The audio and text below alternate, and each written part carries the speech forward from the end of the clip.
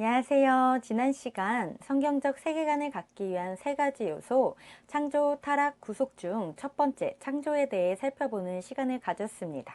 오늘도 계속해서 창조에 대해 함께 살펴보고자 합니다. 창조에 대해 세 번째로 짚어볼 것은 하나님의 형상입니다. 하나님의 형상이 무엇인지 알기 위해 창세기 1장 26절에서 27절을 여러분들에게 한번 읽어드리겠습니다.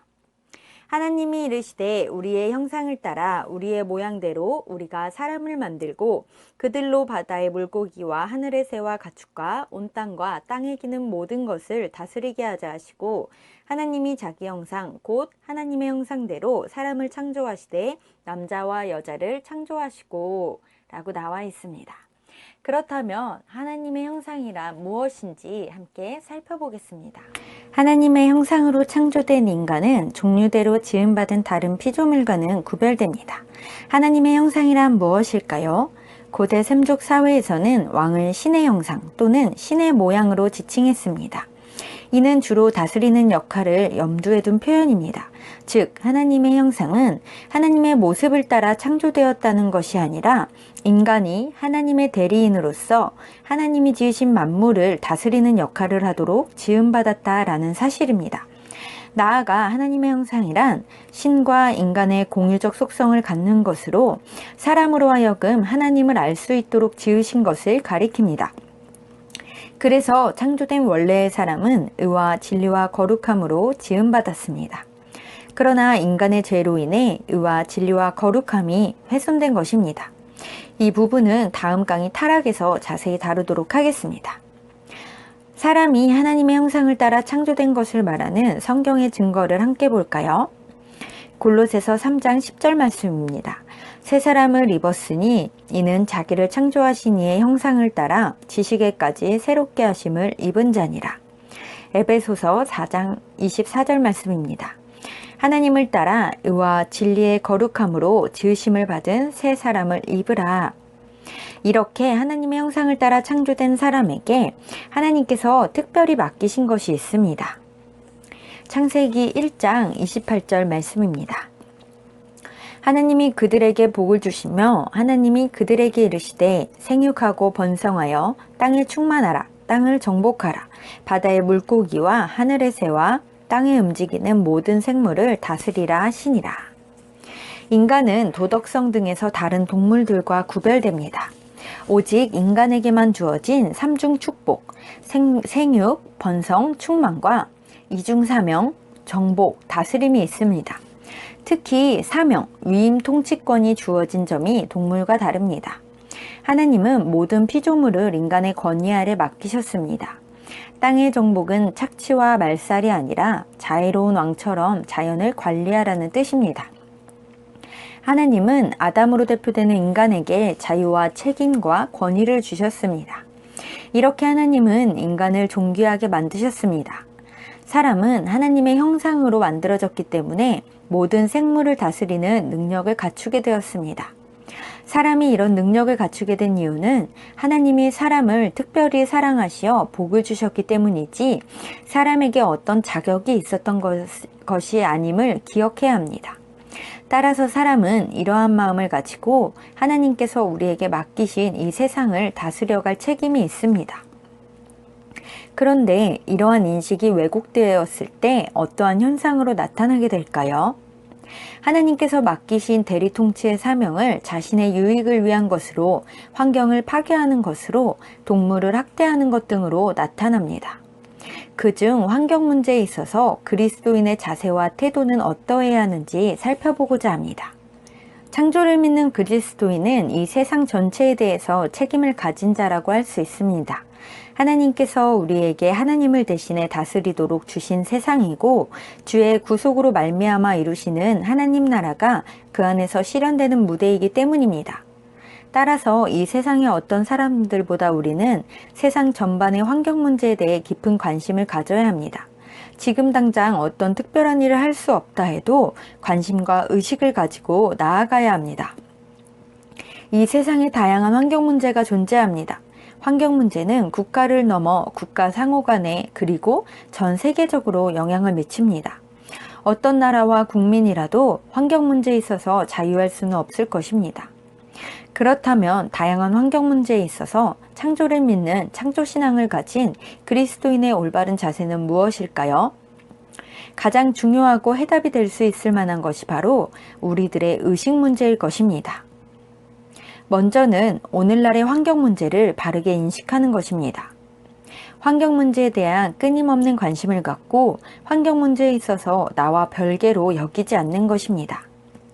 둘째는 성숙한 시민의식이 필요합니다.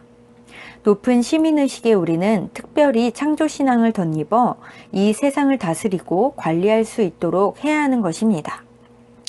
셋째는 창조신앙의 회복입니다. 하나님의 형상을 따라 지음받은 존재로서 창조신앙을 회복하고 하나님의 대리 통치자의 역할을 감당하는 것이 필요합니다. 이것은 하나님께서 창조하신 세상을 소중히 여기는 마음입니다. 창조를 믿는 그리스도인들만이라도 이러한 의식으로 환경 개선에 노력해야 할 것입니다. 그래서 창조해 주신 피조세계를 우리가 잘 돌볼 수 있도록 해야 합니다. 우리 일상에서의 작은 변화들과 작은 노력을 통해 피조세계에 대한 책임을 잘 감당할 수 있을 것입니다. 창조에 대해 네 번째로 짚어볼 것은 보시기에 좋았더라입니다. 하나님께서는 세상을 창조하시기를 마치시고 무려 7번이나 보시기에 좋았더라, 그리고 심히 좋았더라 라고 말씀하십니다. 보시기에 좋았더라 라는 것의 의미는 무엇인지, 그리고 그것이 오늘날 왜곡되어 현상으로 나타나는 것은 무엇인지 함께 살펴보겠습니다. 창세기 1장 4절과 10절과 12절, 18절, 21절, 25절, 그리고 31절은 화면에 보시는 것처럼 하나님이 보시기에 좋았더라. 그리고 마지막 31절에서는 하나님이 보시기에 심히 좋았더라 라고 나와 있습니다. 하나님께서 보시기에 좋았다, 심히 좋았더라 라는 것은 하나님께서 지으신 모든 것이 완전함을 표현하는 것입니다. 우리도 공을 들여 시간을 들여 무언가를 완성했을 때 이제 완벽해 좋아 라고 말하는 것처럼 말이죠. 더 이상 손댈 필요가 없다는 것입니다. 하나님께서 좋다고 하신 것은 창조하신 것에 대해 종합평가적 성격을 가지는 것입니다. 사람과 다르게 하나님께서 하신 창조는 완전성을 가지는 것입니다. 하나님께서 사람을 지으셨을 때도 마찬가지로 보시기에 좋았고 완전한 것입니다. 하나님께서 우리를 하나님께서 보실 때 가장 좋은 모습으로 완전하게 창조하셨다는 것입니다. 그런데 하나님께서 보실 때 심히 좋았던 것들을 왜곡하는 오늘날의 사회 현상 가운데 하나가 있습니다. 그것이 바로 외모지상주의입니다. 아름다움을 보고 느끼는 것은 하나님께서 우리에게 부어주신 감각이고 미적 추구는 인간의 본능입니다. 자신의 모습을 아름답게 가꾸는 것 또한 마땅한 바입니다. 그러나 이것이 지나치게 될 때 많은 부작용을 초래하게 됩니다. 그리고 오늘날 그러한 일들이 일어나고 있습니다. 특별히 요즘같이 영상 매체와 영상 콘텐츠들이 빠르게 발전하고 있는 문화적 환경에서는 외모에 대한 관심과 영향이 더 크게 느껴집니다. 외모 지상주의인 루키즘이란 무엇일까요? 미국 뉴욕타임스의 칼럼니스트 윌리엄 세파이어가 소개한 단어로 인종, 성, 종교, 이념 등과 함께 인류 역사의 불평등을 만들어낸 원인의 하나로 외모를 지목하고 외모가 개인 간 우열과 인생의 성패를 가르는 전부가 되어가는 21세기판 지구촌 차별주의 현상을 지칭하는 것입니다. 오늘날의 루키즘은 앞세대와 다르게 현대판 디지털 루키즘으로서 아름다움을 전적으로 외모에서 찾는 경향이 있습니다. 외모 지상주의적 문제점은 무엇일까요? 외모만을 중요시하는 사회 풍조의 가치관은 반기독교 가치관이라는 것입니다. 이에 대해 성경은 무엇을 말할까요? 하나님은 다음과 같이 말씀하십니다.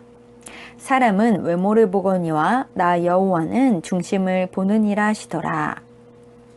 이는 하나님께서 외모로 사람을 취하지 아니하심이라. 오직 마음에 숨은 사람을 온유하고 안정한 심령에 썩지 아니할 것으로 알아. 이는 하나님 앞에 값진 것이니라 라고 말합니다. 하나님께서는 사람을 외모로 취하지 않으셨음을 말하고 있습니다.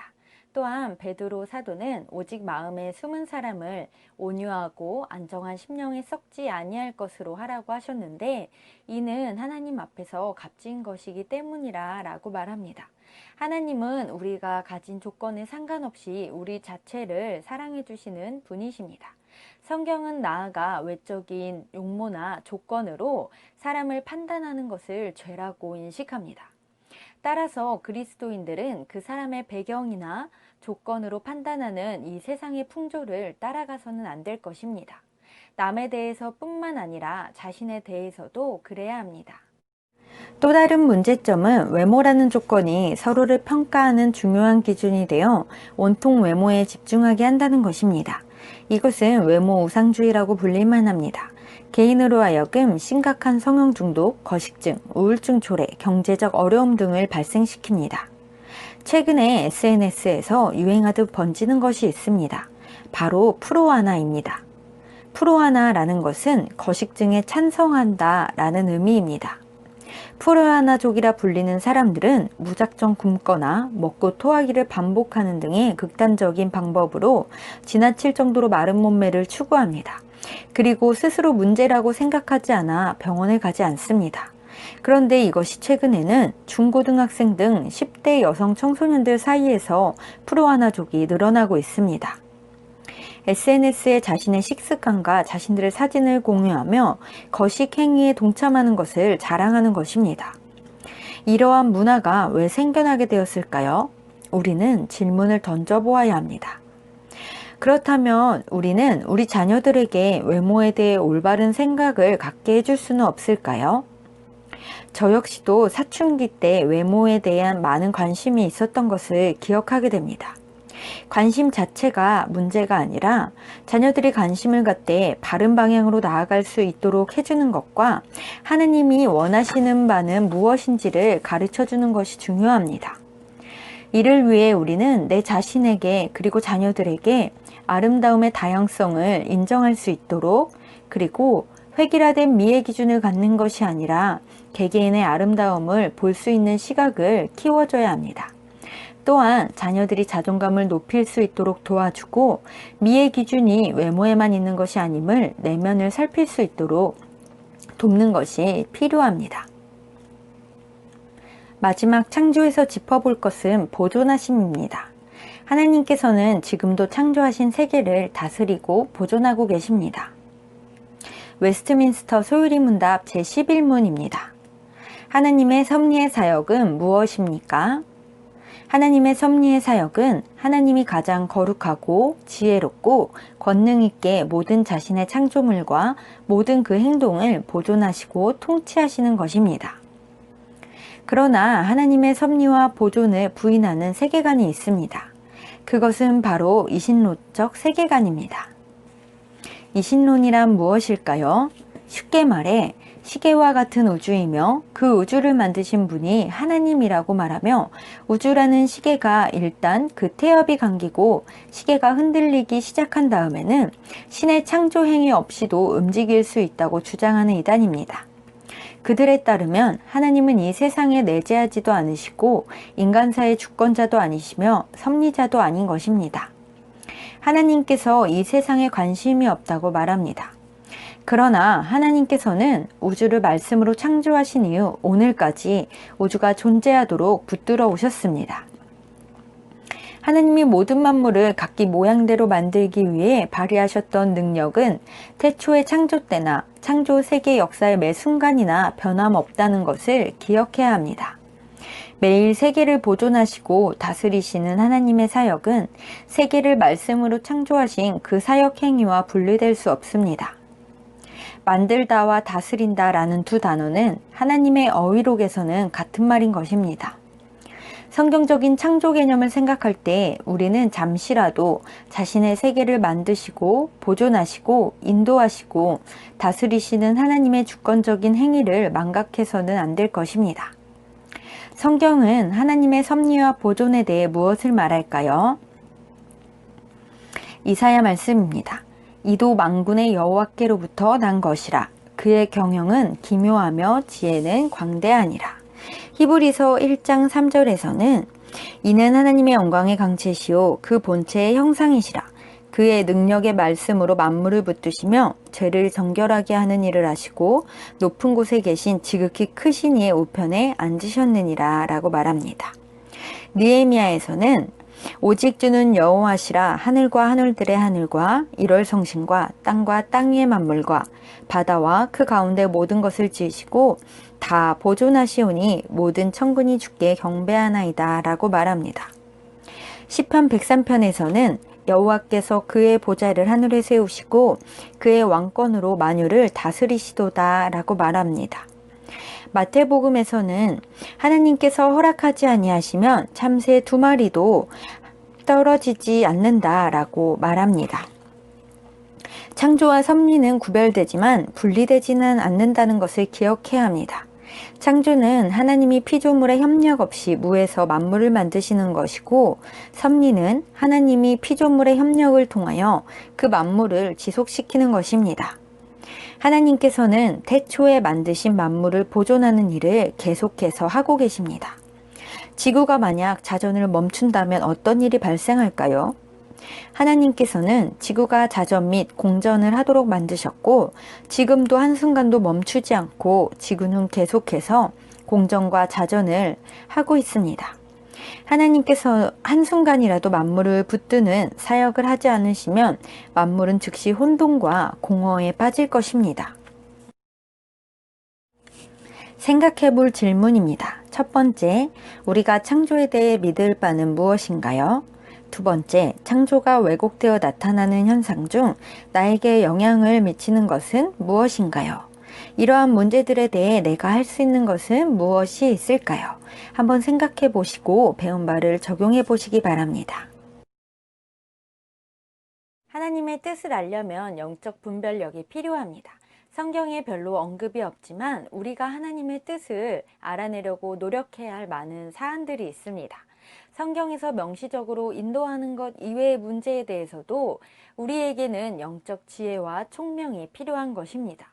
성경이 일반적인 척도들만 제시할 때에도 이러한 영역들에서 우리는 하나님의 뜻을 찾아내야 하며 또 그것을 존중해야 합니다. 이러한 질문을 스스로 던지며 나아가는 것이 성경적 세계관을 갖는 것입니다. 2주에 걸쳐서 창조에 대해 살펴보았습니다. 창조에 대해 배운 바를 기억하고 배운 것을 통해 세상을 바라보고 삶에서 마주하는 것들에 대해 끊임없이 적용점을 찾아가시길 축복합니다. 다음 시간에는 타락에 대해서 배우도록